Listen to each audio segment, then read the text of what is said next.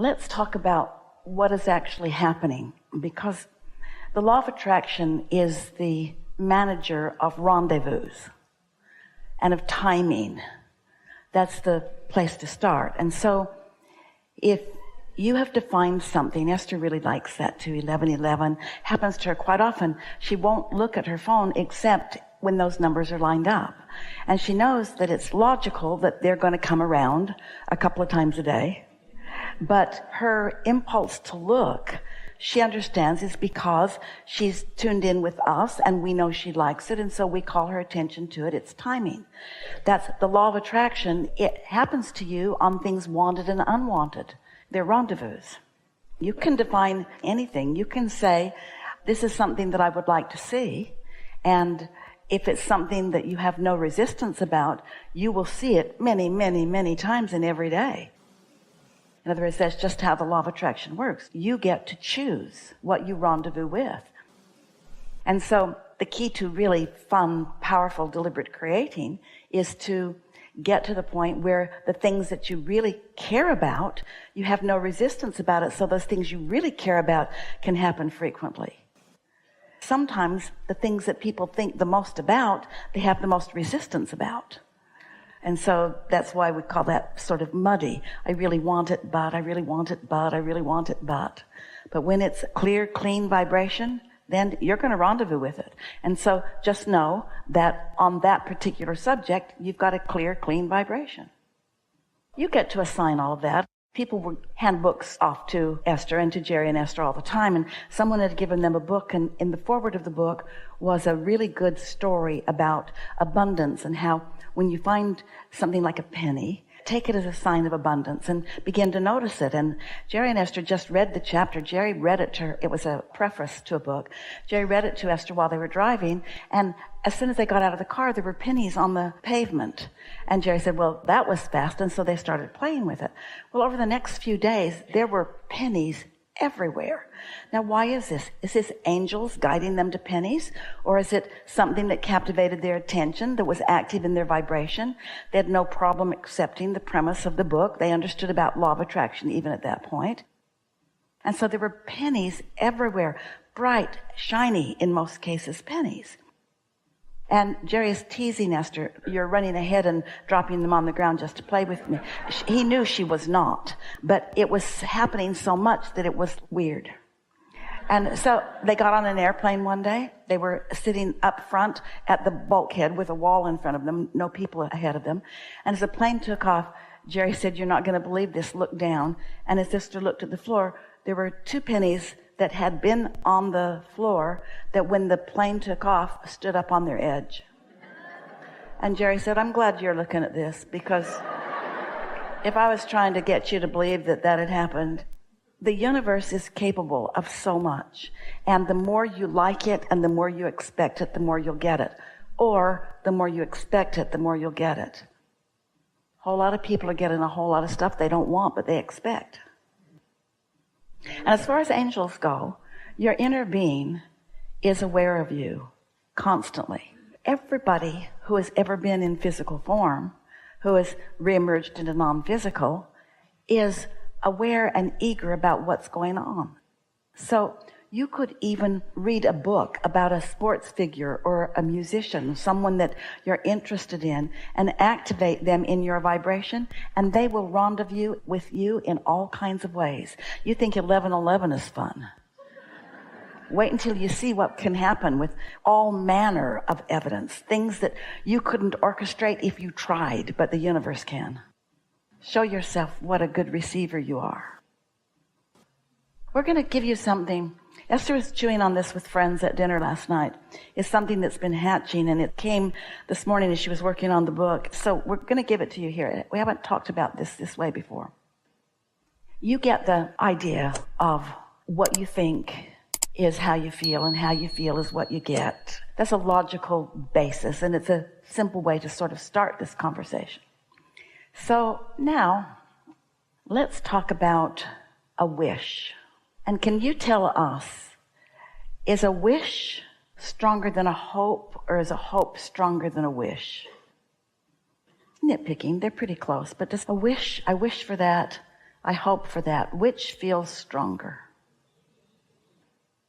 Well, it could go either way, really. A wish is sort of a wondering thing. A hope is getting hold of it and having a little more skin in the game, so to speak. But a wish is lighter, and then a hope. Now, what about a dream? A wish, a hope, a dream. Can you feel that a dream has more momentum? I sort of wondered and wished, and then I sort of hoped, but then I started dreaming about it. And now a desire, an intent. Can you feel how it's softer, but it's becoming more and more? So we want you to feel with us as we just play this word game, the difference in the intensity of the vibration behind the words. Make sense to you? Now, so let's say you weren't very clear, but you got clear and you got clear and you got clear. In other words, you wished for a good life, you hoped for a good life. Then something sort of challenged that, and you began focusing more, and now you're really intending and desiring for a strong, healthy life. Can you feel how you've shored up some vibration? So that's the asking part. When you ask, it is given. But now, what else are you doing? Well, there are other people around you who influence you.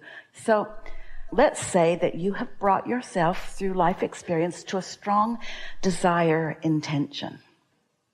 And let's say that it's strong within you. Maybe you've been talking with us and we are certain about your well-being. You're right there. And so you could say that with that intention that is strong within you, that there is a feeling of certainty about your well-being. Just feel that for a minute. Feel what a strong desire and certainty feels like. Can you feel it?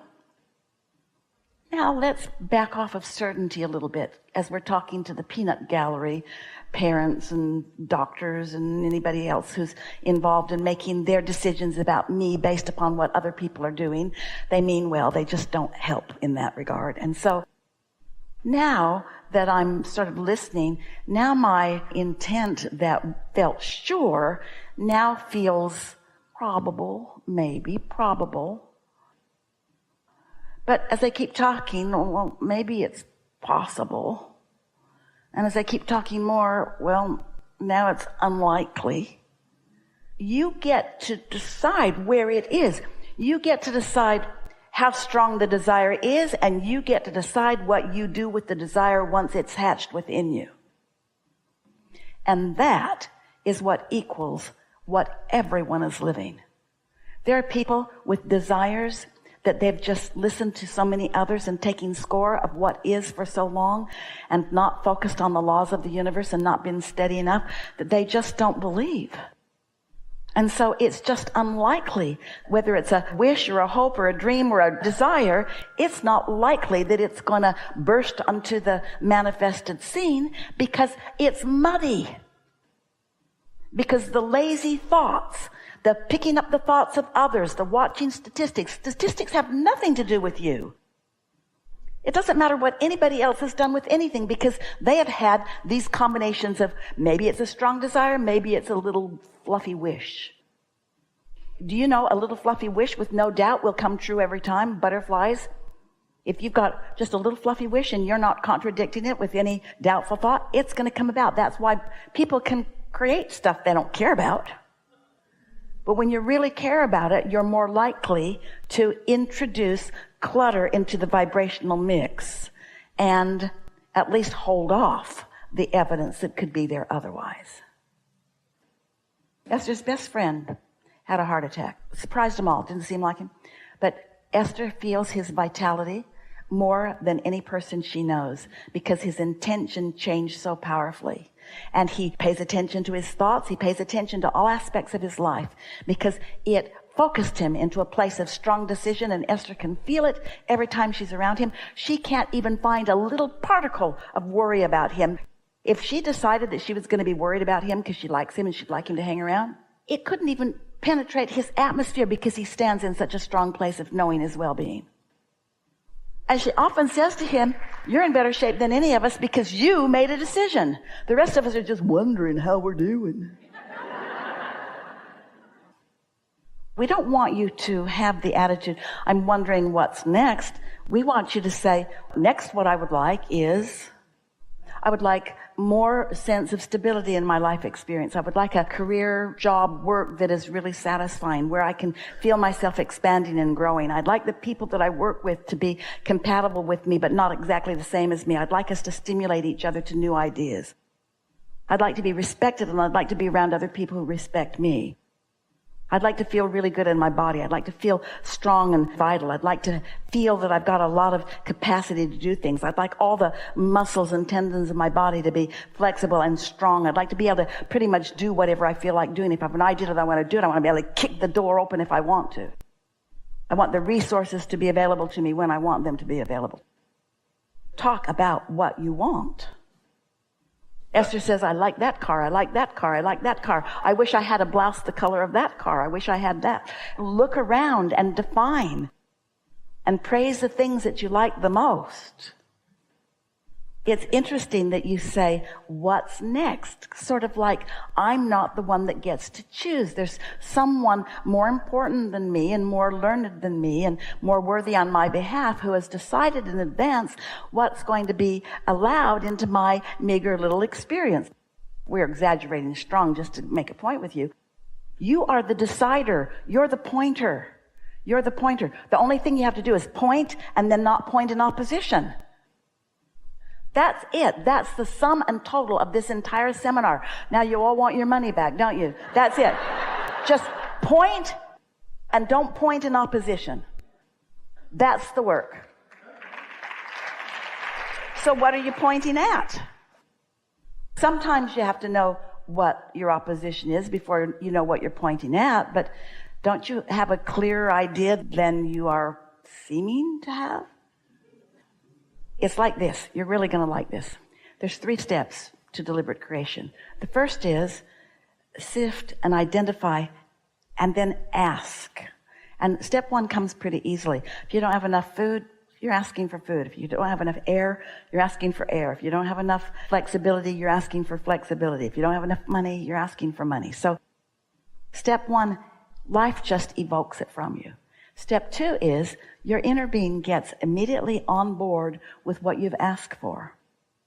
Focuses unequivocally, no opposite thought offered by your inner being. Law of attraction is responding to both aspects of you and your inner being.